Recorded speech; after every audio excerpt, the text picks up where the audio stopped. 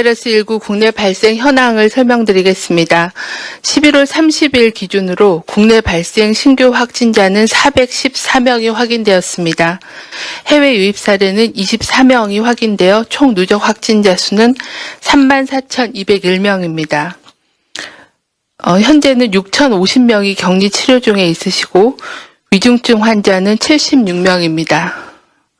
어제는 3분이 사망하셨습니다. 현재 누적 사망자는 526명이고 치명률은 1.54%입니다. 삼가 고인의 명복을 빌고 유가족께는 심심한 위로의 말씀을 드립니다. 국내 주요 발생 현황에 대해서 설명드리겠습니다. 서울 강서구의 에어로빅 교습과 관련하여 접촉자 조사 중에 13명이 추가로 확진되어 현재까지 총 누적 확진자는 189명입니다.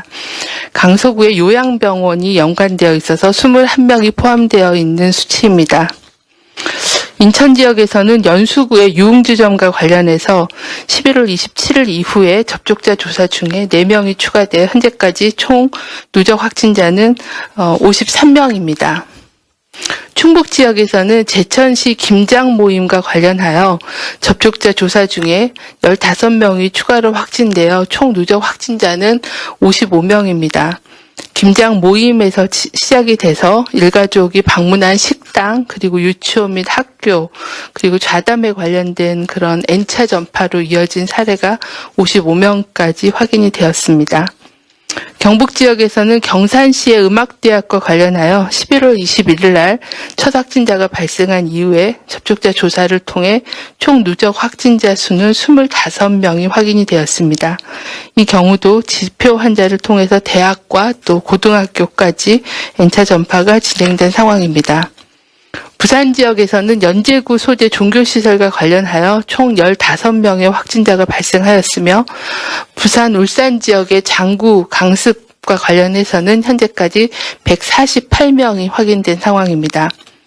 경남 지역에서는 진주시의 단체 연수와 관련해서 6명이 추가되어 총 72명이 확인되었습니다. 오늘 그 코로나19 확진자 통계 현황과 관련하여 일부 내용에 대한 정정이 있었습니다. 정정 사유에 대해서 설명을 드리도록 하겠습니다. 경남권의 질병대응센터의 코로나19 검역 단계 진단검사 과정에서 오류가 발생한 것을 확인을 하였습니다. 오류가 발생한 기간은 11월 17일부터 19일까지 3일에 걸쳐서 주로 항만검역소를 통해서 입국자에 대한 검사에서 오류가 발생하였고 질병관리청이 재검사를 한 결과 해외 유입 확진 사례 61건이 최종 음성으로 확인이 되어 기보고된 해외 유입 확진자 수에서 61명을 제외한 통계에 대한 정정이 있었습니다. 검사 오류가 확인된 부산검역소 검사실에 대해서는 즉각 코로나19 검사 업무를 중단시켰고 외부 수탁기관을 통해 검사를 진행하는 한편 전국 검역소의 검사실에 대해 일제점검과 정도관리를 진행하고 있습니다. 진단검사실에 대한 질관리를 더욱 철저히 하도록 하겠습니다. 다음은 지난 1주간 방역관리 상황 및 위험 요인에 대해서 설명을 드리겠습니다. 국내 발생 확진자는 최근 1주간 일일 평균 400명으로 직전 1주보다 144.5명이 증가하여 최근 4주간 급격한 증가 추세가 지속되고 있습니다. 해외 유입 확진자는 최근 1주간 일일 평균 24.4명이 발생하여 전 세계적인 유행 확산과 더불어 해외 유입 및 국내 전파가 지속되고 있는 상황입니다. 지난주에 비해서는 일부 감소하였습니다. 최근 1주간의 감염 경로를 보면은 집단 발생과 관련된 경우가 38.3%, 그리고 선행된 확진자하고의 접촉이 33.2%, 감염 경로가 조사 중인 사례가 561명으로 18.9%입니다. 해외 유입 사례는 171명으로 5.8%이며 병원 및 요양시설 관계된 경우가 3.8%, 114명으로 약간 감소한 상황이었습니다.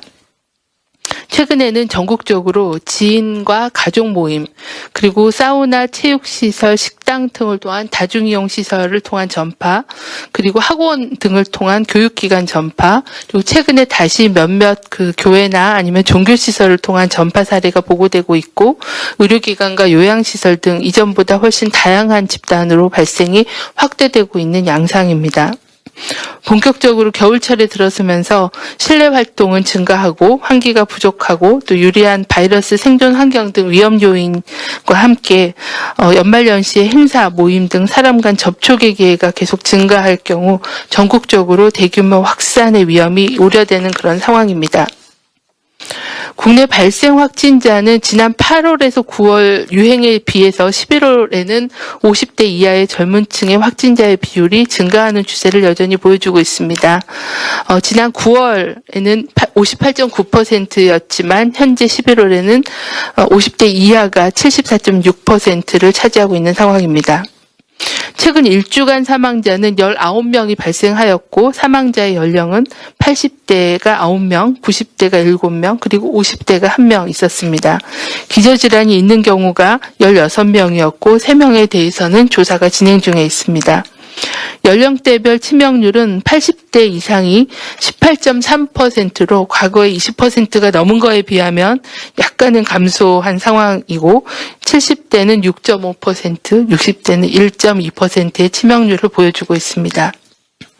권역별 발생 상황을 보시면 11월 30일 기준으로 주간 일평균 확진자 수가 수도권은 293.6명, 경남권은 47.6명, 충청권은 35.1명, 호남권은 34.9명 등으로 모두 1.5단계 이상 또는 2단계에 가까운 그런 지표를 보여주고 있는 상황입니다.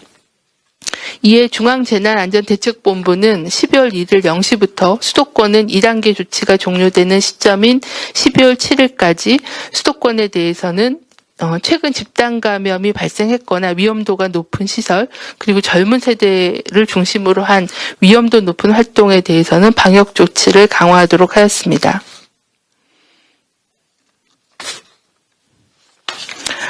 네, 강화된 방역조치 내용을 보면 사우나, 한증막 시설 운영을 중단하고 또 격렬한 그룹 엑서사이즈류의 실내 체육시설은 집합금지하며 학원, 교습소, 문화센터에서 진행하는 관악기 및 노래교습은 금지시키고 아파트, 공동주택 단지 내 복합 편의시설은 운영 중단하는 등의 강화된 조치를 내일부터 시행을 하게 됩니다.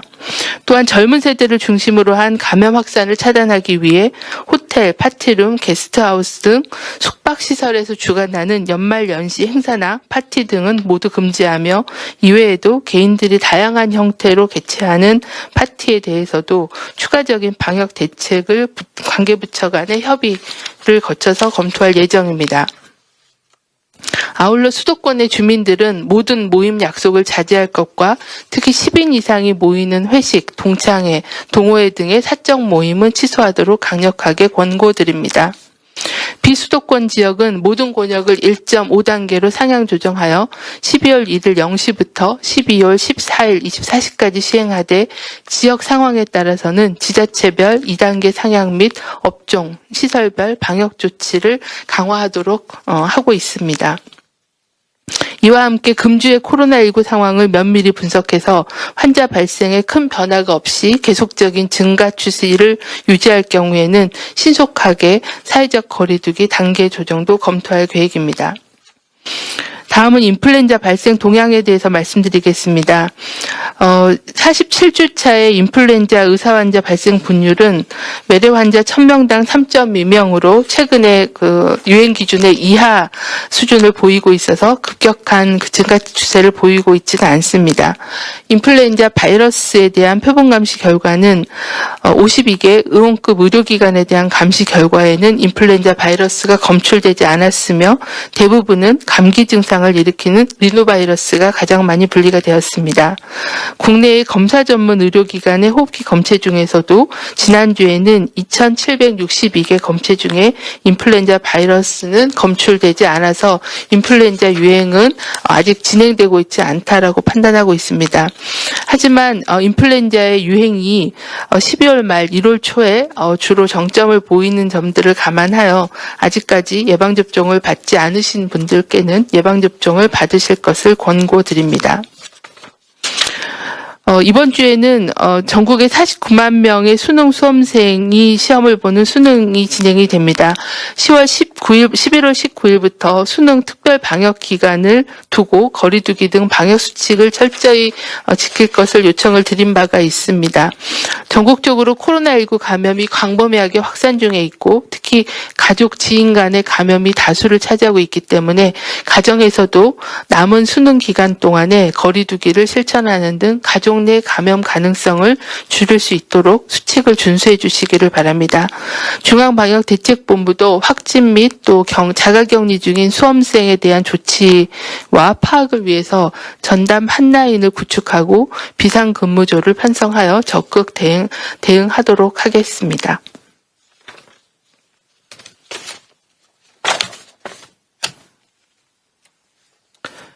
몇 가지 말씀을 추가로 드리겠습니다.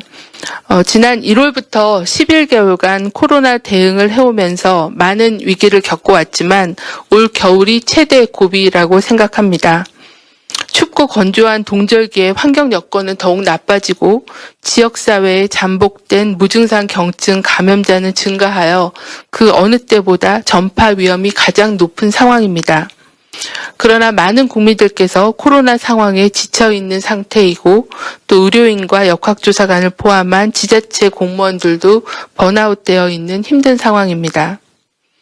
하지만 현재 위기 상황을 극복하지 못하면 지난 11개월 동안 모든 국민과 의료인, 정부가 노력하고 희생을 감내해왔던 많은 것들이 물거품이 될 수 있다는 위기감을 가지고 있습니다. 다시 한번 정부와 국민이 힘을 모아 이번 겨울철 위기를 이겨내자는 간곡한 말씀을 드립니다. 두 가지 실천이 중요합니다. 누누이 말씀드린 것처럼 사람 간의 접촉을 줄이고 빠르게 검사받는 것입니다. 사람 간의 만남을 줄여야만 현재의 지역사회에 만연해 있는 코로나의 전파 연결고리를 차단할 수 있습니다. 올 연말에는 같이 생활하는 가족 이외의 만남은 하지 말아 주실 것을 당부드립니다. 코로나는 누가 감염자인지 본인조차도 알 수 없기에 모든 사람 간의 접촉을 주의해야 합니다. 특히 최근의 유행 양상을 보면 김장 모임, 동창, 동호회, 그리고 친척 간의 모임 등 방심하기 쉬운 가까운 사람들 간의 만남을 통한 전파 사례가 증가하고 있고 가까운 사람일수록 더욱 방심하게 되는 그런 문제가 있습니다. 코로나 위험이 증가한 올 연말에는 대면 모임은 더 이상 없다라는 그런 원칙 하에 각종 연말연시 약속 그리고 성탄절 등 종교 행사 그리고 신년회까지도 비대면으로 진행해 주실 것을 요청을 드립니다. 특히 최근 감염 증가세가 두드러지고 있는 20, 30대의 젊은 청년층에서도 적극 동참해 주시기를 부탁을 드립니다. 두 번째는 빠르고 광범위한 진단검사입니다. 최근 의심 환자의 검사 양성률이 2% 가까이 증가하였습니다. 그만큼 특히 수도권의 경우에는 호흡기 증상을 보이는 환자가 코로나일 가능성이 높아졌다는 의미입니다. 특히 집단 모임 후 의심 증상이 생기는 경우, 젊은 층에서는 후각이나 미각 소실 등의 증상이 있는 경우, 이런 경우는 신속하게 검사를 받아주시기를 바랍니다. 또한 최근에 의료기관이나 요양시설 등의 종사자를 통한 고위험 시설의 노출이 많아졌습니다. 이런 의료기관이나 요양시설 또는 집단시설의 종사자께서는 조금이라도 의심 증상이 있는 경우에는 신속하게 검사를 받아주실 것을 거듭 요청을 드립니다. 의료기관에서도 의심 증상을 보이는 경우에는 적극적으로 검사 의뢰를 해주실 것도 요청을 드립니다. 방역당국도 동절기 코로나 극복을 위해 최선을 다하겠습니다. 네, 지금부터 기자님들 질문에 답변 드리는 시간 갖겠습니다. 출입기자단으로부터 받은 5가지 질문 먼저 드리겠습니다.